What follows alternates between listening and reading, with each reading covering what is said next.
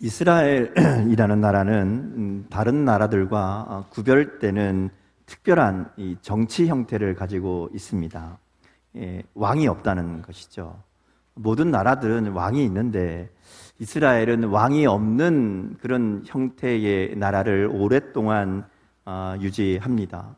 왕이 없는 이스라엘은 나중에 이제 사울이 처음 왕이 될 때까지 꽤 오랜 세월 동안 이 왕이 없는 상태로 이제 나라가 진행이 되지요.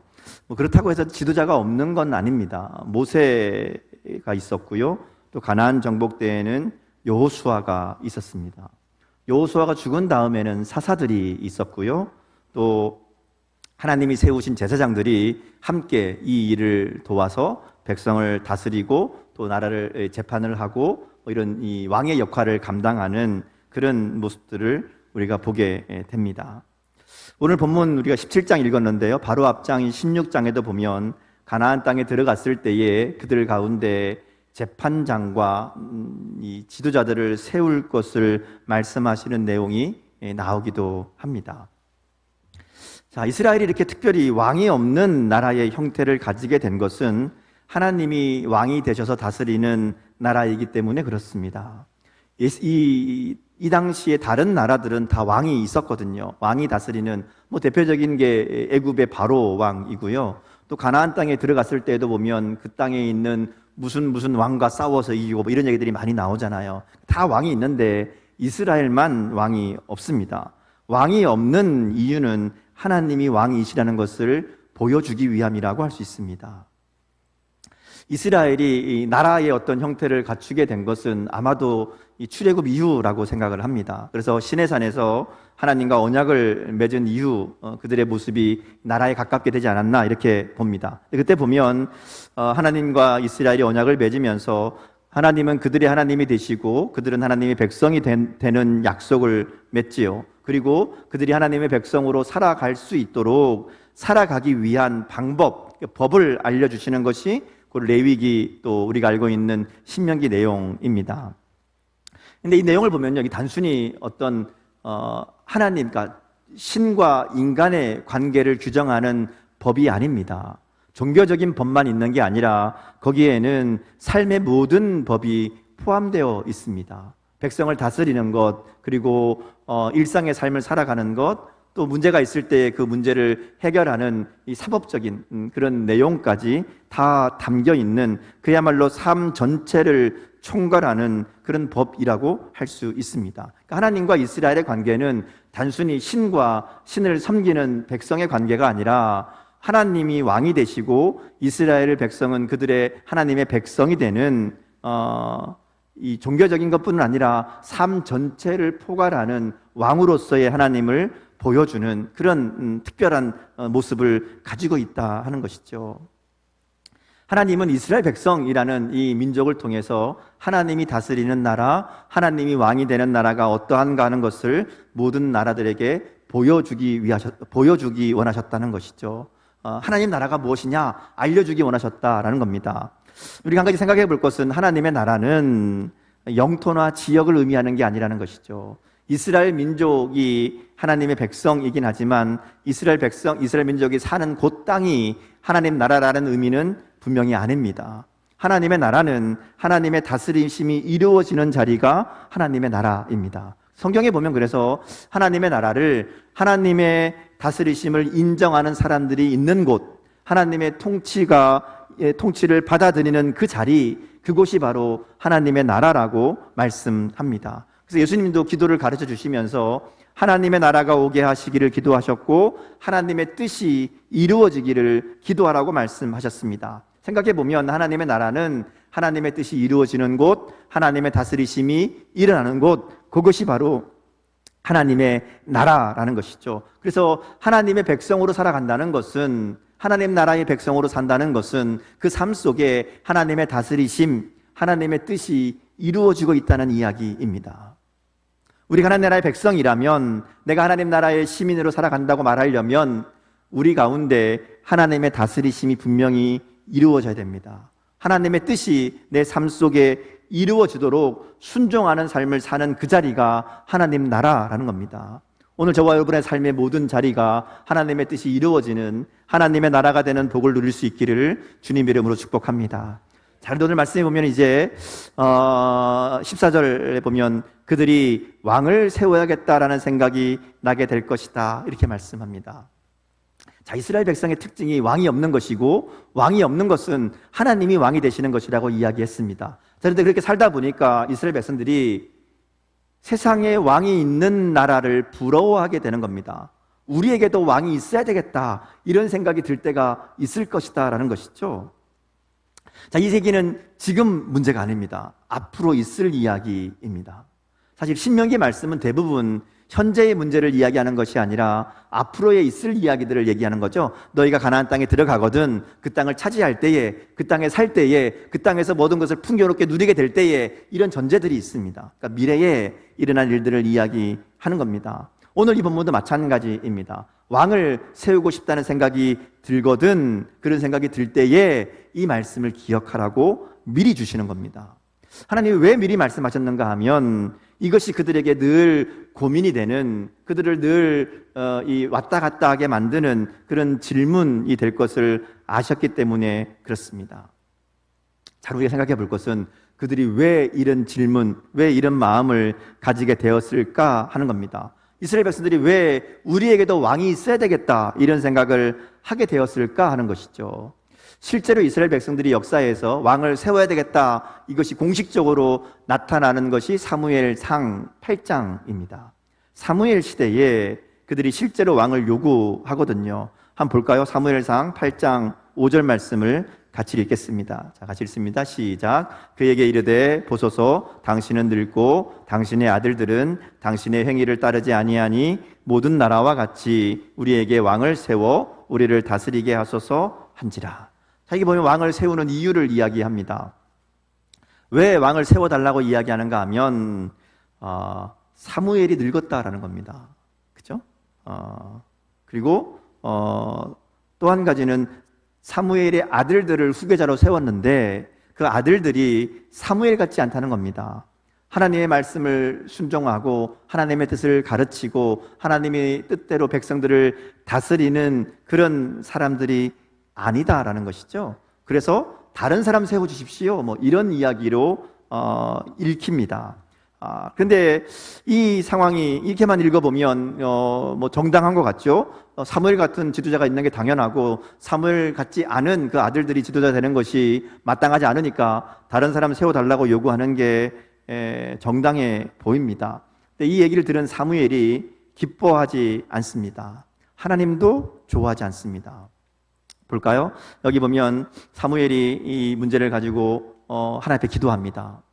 하나님이 이 얘기를 들으시고 백성들의 요구를 들어주라, 이렇게 얘기합니다. 들어줘라. 근데 그게 하나님이 좋아서 들어주는 내용이 아닌 것 같은 이야기가 담겨 있습니다. 한번 볼까요? 사무엘상 8장 7절 말씀을 같이 읽겠습니다.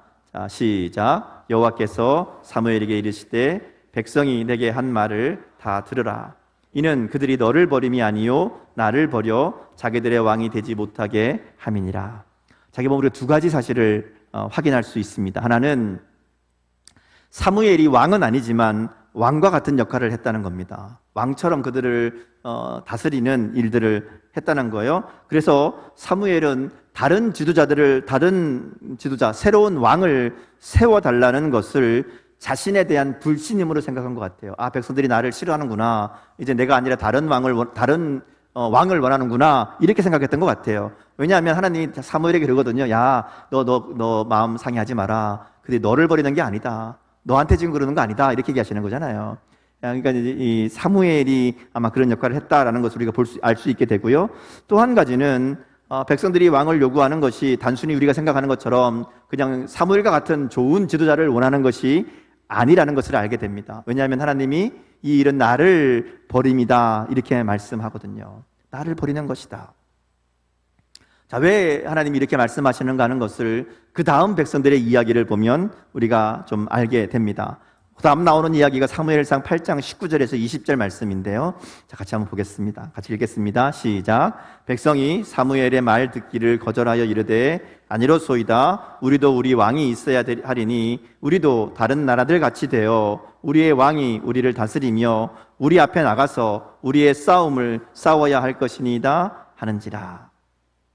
자기 보면 이제 백성들이 왕을 세워달라고 요구하는 진짜 이유가 있습니다.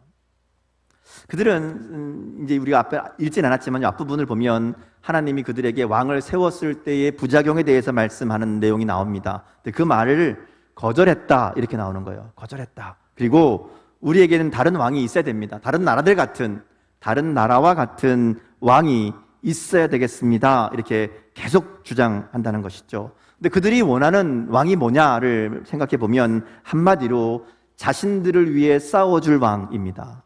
다른 나라들 같이 되어 우리의 왕이 우리를 다스리며 우리 앞에 나가서 우리의 싸움을 싸워야 할 것이니이다 이렇게 얘기합니다. 그들이 원하는 왕은 그들 대신 싸워줄 왕입니다. 다른 나라를 보니까 왕이 강력한 힘을 가지고 있습니다.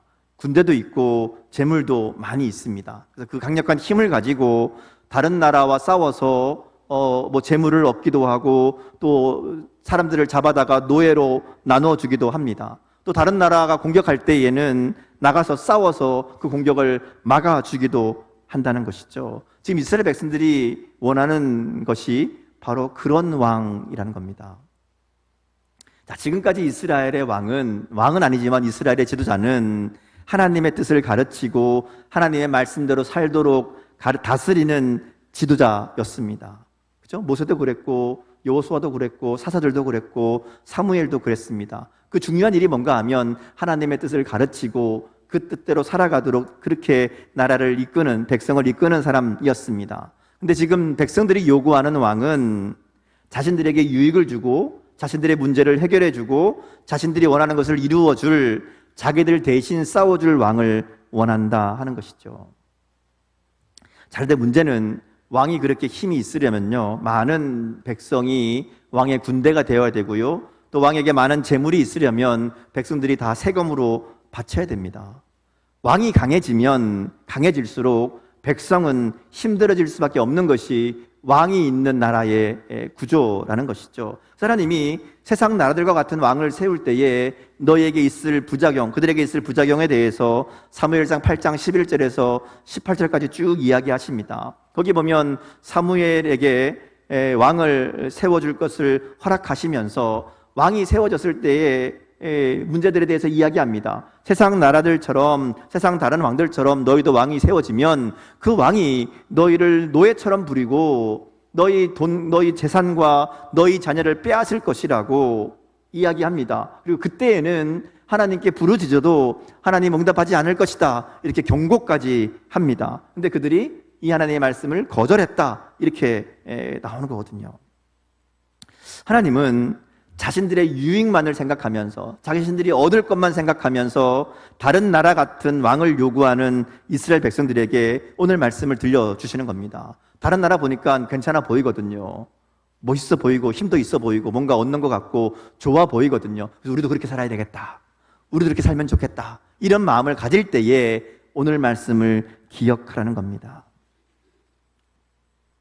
자, 우리가 한 가지 확인하고 넘어갈 것은요, 이 말씀을 쭉 읽어보면 하나님이 왕을 세우는 걸 싫어하시는구나, 이렇게 생각할 수 있는데 사실 그런 이야기는 아닙니다. 오늘 우리가 읽은 본문, 또 우리가 이 상황을 읽으면서 왕에 대해서 부정적으로 생각한다, 부정적으로 말씀하신다 생각하지만 하나님은 왕을 세우는 것 자체는 문제라고 말씀하지 않습니다. 오히려 오래전부터 그들에게 왕에 대해서, 왕을 주실 것을 약속하신 분이 하나님입니다.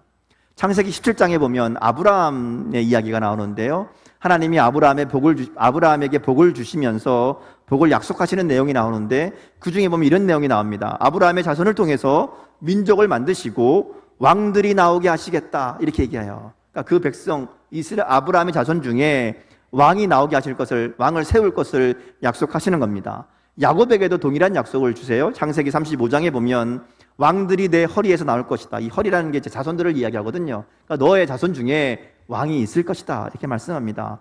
창세기 49장에 보면 야곱이 자녀들을 축복하는 내용이 나오는데 그 중에 유다 지파를 향한 축복을 보면 통치자의 규와 지팡이가 떠나지 않을 것을 이야기하고 모든 백성이 그에게 복종할 것을 이야기합니다. 그러니까 하나님이 경고하시는 것은 왕을 세우는 것 자체가 아닙니다. 왕을 세우려고 하는 동기가 문제라는 것이죠. 왕을 세워서 그 왕을 통해 무엇을 얻고자 하느냐, 이 목적이 문제라는 겁니다. 이스라엘 백성들은 왕은 없었지만 왕의 역할을 하는 자들을 하나님이 세워주셨거든요. 모세나 사무엘은 왕은 아니지만 그 어떤 왕보다 훌륭하게 왕의 역할을 감당했습니다. 문제는 하나님이 세우신 하나님의 법대로 행하는 왕이 아니라 자신들이 원하는 대로 자신들이 원하는 것을 이루어줄 왕을 원하기 때문에 그게 문제가 되는 거고요. 하나님은 그것을 그들이 나를 버렸다 이렇게 말씀하시는 겁니다. 오늘 말씀은 하나님의 백성, 하나님의 나라가 되기를 거부하려는 백성들에게 주시는 말씀입니다. 이미 하나님이 그들의 왕인데 이스라엘 백성들은 하나님이 보이지 않는다고 하나님은 믿을 수 없고 눈에 보이는 왕을 요구하고 있는 거죠. 세상의 왕이 자기를 지켜주고 자신들을 부유하게 만들 수 있을 것이라고 생각하는 그들에게 하나님이 세우시는 왕이 어떤 존재인지를 다시 한번 알게 해주시는 겁니다. 하나님이 다스리는, 하나님이 왕이 되는 나라에 대해서 다시 한번 말씀해 주시면서 그들의 삶을 지키는 것은 그들이 생각하는 것처럼 어떤 강력한 힘을 가진 왕이 아니라는 겁니다. 그런 왕을 세운다고 해서 그들이 안전히 보장받고 그들이 평안을 누리고 그들이 행복하게 살 수 있지 않다는 것을 분명하게 말씀하는 것이죠. 오늘 말씀을 보면 그래서 왕의 자격, 왕의 의무에 대해서 얘기합니다. 근데 하나님이 말씀하신 왕은 그들이, 백성들이 생각하는 왕과는 전혀 다른 왕입니다. 왕은 왕인데 완전히 다른 왕이에요. 볼까요? 15절 말씀을 같이 한번 읽겠습니다. 15절. 자, 시작. 반드시 내 하나님 여호와께서 택하신 자를 내 위에 왕으로 세울 것이며 내 위에 왕을 세우려면 내 형제 중에서 한 사람을 할 것이요 내 형제 아닌 타국인을 내 위에 세우지 말 것이며. 자, 이게 보면 왕의 조건은 두 가지입니다. 왕이 되는 사람, 두 가지 조건을 가진 사람이에요. 첫 번째는 하나님이 택하신 사람. 그죠? 하나님이 택하신 사람입니다. 근데 이 첫 번째 조건은 우리가 어쩔 수 없는 거예요. 하나님의 선택이니까 하나님 마음이잖아요. 그러니까 사람들이 어떻게 할 수 없는 부분입니다. 누구를 왕으로 세든지 하나님의 선택이죠. 그러니까 두 번째 조건이 있어요. 두 번째 조건은 형제 중에서 세워라 이렇게 얘기합니다. 형제가 아닌 타국인을 내 위에 세우지 말라. 이 말은 이스라엘 백성, 말하자면 혈통의 문제를 이야기하는 게 아닙니다. 하나님을 아는 하나님의 백성 중에서 왕을 세워야 된다라는 의미로 읽으면 됩니다. 사실 이스라엘 민족 자체가 순수 혈통이 아니거든요. 여러 민족들이 섞여 있는 그런 공동체입니다. 그래서 형제라는 얘기는 혈통을 얘기하는 것이 아니라 하나님을 믿는 하나님의 백성, 이런 의미로 보는 것이 적절합니다. 자, 그런데 여기에 또 한 가지 의미가 있습니다. 형제 중에서 왕을 세워야 된다는 얘기는 왕이 다른 존재가 아니라는 의미입니다. 자, 그 당시 사람들이 생각하는 다른 나라들의 왕들은 신적인 존재로 여겨졌습니다. 애굽의 바로도 그랬고요. 막강한 힘과 권위를 가지고 있기 때문에 신의 아들이다, 신의 대리자다, 나가서 왕이 신이다, 이렇게 말하곤 했습니다. 근데 하나님이 세우시는 왕은 형제 중에서, 다시 말하면 그들과 동등한 존재라는 것을 말씀하는 겁니다. 왕으로 세우지만 왕이라고 해서 특별한 존재가 아니라는 거예요. 똑같은 형제, 하나님의 백성이라는 것을 말씀합니다. 자, 이렇게 보면 왕의 조건은 두 가지입니다. 하나님이 세우시는 사람, 그리고 형제 중에 한 사람. 이 조건은요, 누구나 해당되는 조건입니다. 그죠? 세상의 왕은 혈통이 조건이 되기도 하고요, 어떤 힘이 조건이 되기도 합니다. 근데 하나님이 세우시는 왕의 조건은 하나님의 백성이면 됩니다. 하나님이 선택하는 사람이면 됩니다. 다른 조건이 아무것도 없다는 것이죠. 이게 중요한 조건입니다. 자, 그 다음 내용을 보겠습니다. 그 다음이 중요합니다. 왕에게 요구되는 것은 세 가지 금지 조항이 있고 한 가지 해야 될 일들이 뒤에 이어집니다. 먼저 세 가지 금지되는 조항을 한번 보겠습니다. 16절, 17절 말씀 같이 읽습니다. 자, 시작. 그는 병마를 많이 두지 말 것이요 병마를 많이 얻으려고 그 백성을 애굽으로 돌아가게 하지 말 것이니 이는 여호와께서 너희에게 이르시기를 너희가 이후에는 그 길로 다시 돌아가지 말 것이라 하셨음이며 그에게 많은 아내를 많이 두어 그의 마음이 미혹되게 하지 말 것이며 자기를 위하여 은금을 많이 쌓지 말 것이니라. 자기 보면 세 가지 많이 두지 말라라는 게 있어요. 많이 두지 말아라. 많이 쓰면 안 된다. 이렇게 얘기하는 거예요. 자, 그런데 이 세 가지는 사실 세상의 왕이라면 많이 있으면 있을수록 좋은 겁니다. 그리고 많이 가지려고 애쓰는 것들이 이 세 가지입니다. 그렇죠. 왕에게 군대는 많으면 많을수록 좋은 힘이 되는 겁니다. 군대가 많아야 나라가 강하고 힘이 있죠. 근데 하나님이 군대 많이 가지지 말아라. 많이 가지려고 하지 말아라. 이렇게 말씀합니다. 더군다나 이 병마를 많이 얻으려고 강하게 하려고 애굽으로 돌아가게 하지 말아라. 이렇게 얘기합니다. 애굽은 하나님께서 이스라엘 백성들을 구원해 내신 자리입니다. 그러니까 애굽으로 다시 돌아간다는 얘기는 하나님의 이 구원의 은혜를 거부한다는 겁니다. 이 하나님의 구원의 은혜를 없는 것으로 만든다라는 겁니다. 그래서 하나님께서 그 일을 위해서 병마를 구하기 위해서 애굽으로 내려가지 말아라 이렇게 이야기하는 겁니다. 이것은 이 병마를 상징하는 힘과 어떤 권력 그리고 어떤 강한 것들을 많이 가지기 위해서 하나님을 버리는 그런 일들을 경고하는 그런 말씀이라고 할 수 있습니다. 그래서 왕은 이것을 분명하게 막아야 된다. 세상의 힘을 의지하는 것이 아니라 하나님만 의지하는 것을 말씀하시는 그런 내용입니다. 왜냐하면 전쟁의 승리는 병마에 많고 적음에 있는 것이 아니라 하나님의 손에 있다는 것을 분명하게 말씀하시는 그런 의도라고 볼 수 있습니다. 두 번째로 많이 두지 말라는 것이 아내입니다. 여기 많은 아내는 단순히 많은 여자를 좋아해서 결혼을 많이 하고 이런 쾌락을 즐기고 이런 이야기가 아닙니다. 왕의 결혼은 대부분 다른 나라와의 외교적인 문제입니다. 정략 결혼이죠. 결혼을 통해서 동맹을 만들고 결혼을 통해서 서로 교류하는 그런 관계를 만들고 서로의 이익을 얻으려고 하는 일이 이 결혼입니다. 자, 문제는 이런 결혼이 이스라엘 백성들에게 나쁜 영향을 가져온다는 것이죠. 이방 나라들과 이렇게 결혼하게 되면 그 나라의 종교와 문화를 그대로 받아들이는 통로가 됩니다. 우리가 솔로몬 시대를 생각해 보면 돼요. 많은 나라들이 들어왔는데 들어와서 그걸로 끝난 게 아니라 그 나라가 다른 나라의 공주들이 들어오면서 그 나라의 우상을 가져오고 그 나라의 문화를 가져오고 그 나라의 삶을 다 가져옵니다. 근데 왕의 부인이 왔으니까 그걸 못하게 할 수 없단 말이죠. 다 자유롭게 자유를 보장해 줘야 되고 그래야 그 나라와 관계가 잘 유지되는 거잖아요. 그러니까 그것이 그 백성들에게 미치는 영향이 얼마나 악한 것인가를 우리가 깨닫게 되는 거죠. 솔로몬 시대를 보면 이게 왜 문제가 되었는지를 쉽게 이해할 수 있습니다. 세 번째는 자기를 위하여 은금을 많이 쌓지 말라고 이야기합니다. 나라가 돈이 많은 거 당연히 좋은 거죠. 돈이 많아야 힘이 있습니다. 왕이 부자라는 것은 그만큼 나라가 힘이 있다는 의미가 됩니다. 근데 문제는 왕의 돈이 어디에서 오는가 하는 거죠. 왕의 돈이 어디서 올까요? 백성에게서 옵니다. 왕이 강하려면, 왕이 부자가 되려면 그만큼 백성에게서 많은 것을 뺏어와야 된다는 거죠. 하나님이 원하시는 왕은 백성의 것을 빼앗는 왕이 아니라 백성을 지키는 왕이 되는 겁니다. 그래서 하나님이 왕은 은금을 많이 가져서는 안 된다 이렇게 얘기합니다. 여기에 중요한 포인트가 있어요. 단순히 돈 많은 게 문제는 아닙니다. 돈 많은 것, 은과 금이 많은 것 자체를 문제 삼는 것이 아니라 자기를 위하여 은과 금을 많이 쌓는 것을 이야기합니다.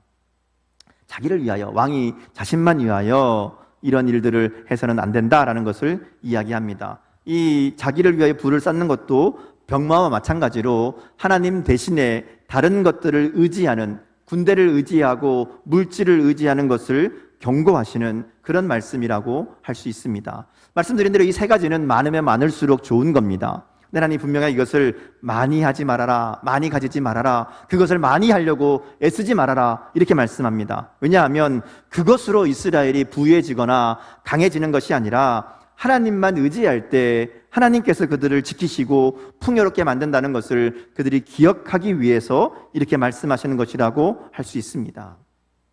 그래서 오늘 우리에게 적용하면 세상 사람들처럼 하나님의 말씀이 아니라 내가 원하는 것을 이루고 싶은, 내가 바라는 것을 가지고 싶은, 그런 내가 원하는 대로 살고 싶은 그런 생각이 들 때 세상에서 물질을 얻고 힘을 얻고 성공하는 것이 행복의 길이라고 그렇게 생각될 때 이 말씀을 기억하라는 겁니다.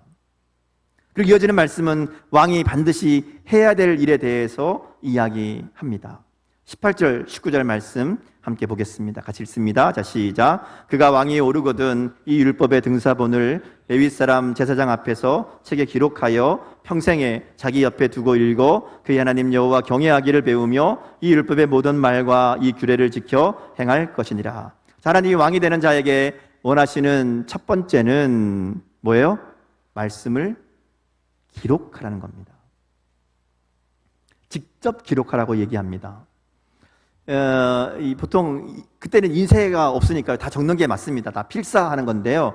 보통 이 하나님의 율법은 서기관들이 이제 필사를 보통 합니다. 하는 사람이 따로 정해져 있습니다. 근데 왕에게는 특별히 네가 직접 해라 이렇게 얘기하는 거예요. 네가 직접 해라. 그리고 그 책을 적어서 평생 자기 옆에 두고 읽고 하나님 경외하기를 배우고 모든 말과 규례를 지켜 행하라 이렇게 얘기합니다. 그래서 왕의 가장 중요한 역할이 무엇인가를 분명하게 알게 하는 말씀입니다. 하나님이 세우시는 왕은 나라를 잘 다스리거나 백성들을 공평하게 공정하게 재판하거나 혹은 전쟁을 잘하는 그런 왕이 아닙니다.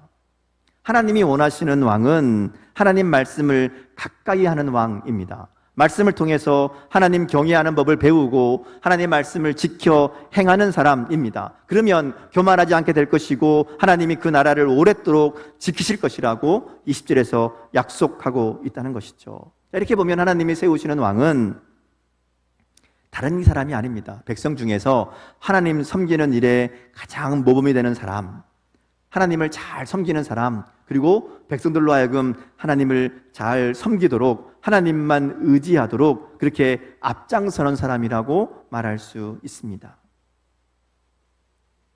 오늘 본문은 세상의 왕들과 구별되는 하나님이 세우시는 왕에 대한 말씀입니다. 이것은 단순히 어떤 왕을 세워야 된다라는 그런 의미가 아니라 하나님이 구원하신 백성이 세상과 무엇이 달라야 하는지를 말씀하는 것이라고 할 수 있습니다.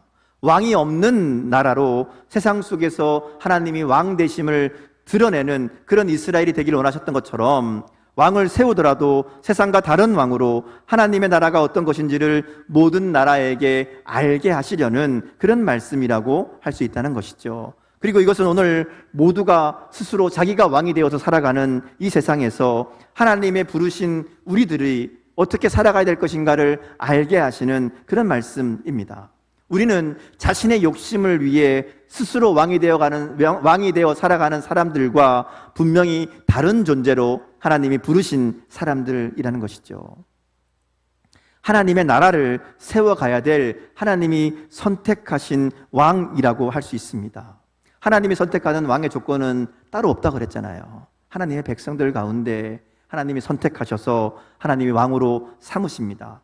오늘 우리를 하나님이 그렇게 왕으로 삼으신 줄 믿습니다. 그리고 오늘 말씀은 그렇게 하나님이 세우신 사람으로 이 땅 가운데 하나님의 나라를 만들고 세워가도록 부르신 우리들이 반드시 기억해야 될 그런 말씀이라고 할 수 있습니다.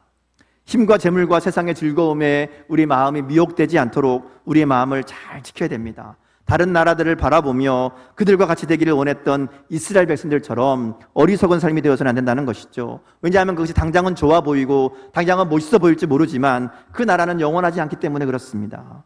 우리는 영원한 하나님 나라의 백성으로 부름받은 존재들입니다. 그리고 하나님 나라를 이 땅 가운데 세워가라고 왕으로 부르신 존재인 줄 믿습니다. 하나님이 보내신 자리에서 하나님의 뜻을 이루어감으로 그곳이 하나님의 나라가 되도록 그 일을 감당하도록 우리를 그 자리에 왕으로 세우셨다는 것이죠. 세상 속에서 하나님이 다스리는 삶, 하나님이 왕이 되는 삶을 우리가 살아내기를 원하십니다.